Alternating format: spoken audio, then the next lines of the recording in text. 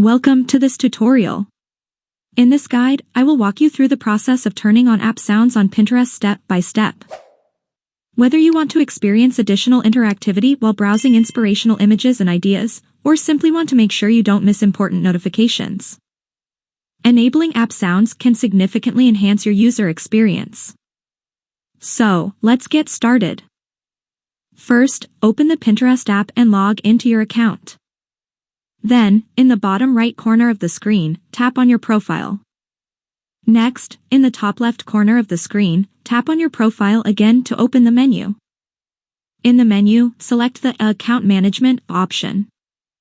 Now, just look for the App Sounds option and toggle the switch next to it to turn it on. And that would be the end of this video. If you liked the video, please leave a like, share the video with your friends, and subscribe to my channel. Thank you so much for watching, and I'll see you in the next video.